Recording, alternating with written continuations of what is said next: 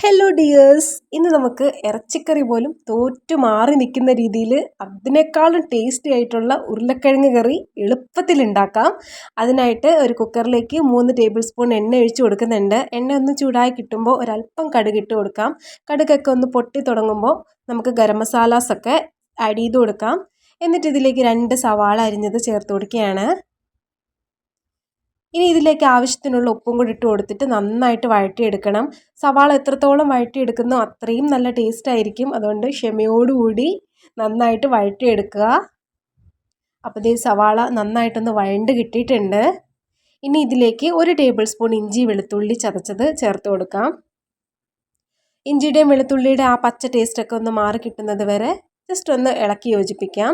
ഇനി ഇതിലേക്ക് ഒരു പഴുത്ത തക്കാളി ആഡ് ചെയ്ത് കൊടുക്കാം. എരിവിനനുസരിച്ച് പച്ചമുളക് ഇട്ട് കൊടുക്കാം. ഞാനിവിടെ 2 എണ്ണം എടുത്തിട്ടുണ്ട്.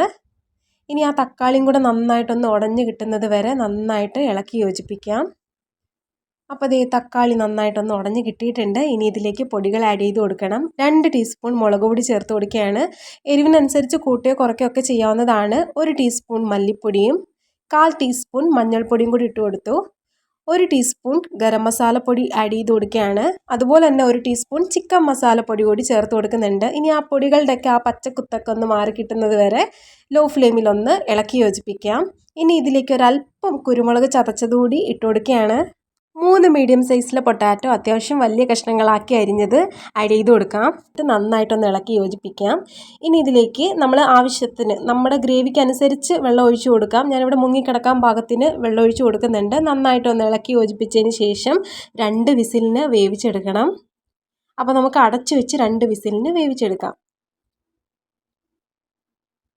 2 വിസിൽ കഴിഞ്ഞതിന് ശേഷം നമ്മുടെ പൊട്ടാറ്റോ കറി സെറ്റായി കിട്ടിയിട്ടുണ്ട്. അവസാനം ഇതിലേക്ക് കുറച്ച് കസൂരി മേത്തി ആഡ് ചെയ്ത് കൊടുക്കുകയാണ്. ഒന്നുകിൽ കസൂരി മേത്തി അല്ലെങ്കിൽ അതിൻ്റെ കൂടെയോ അതിന് പകരമോ മല്ലിയില കൂടി നിങ്ങൾക്ക് ആഡ് ചെയ്ത് കൊടുക്കാവുന്നതാണ്.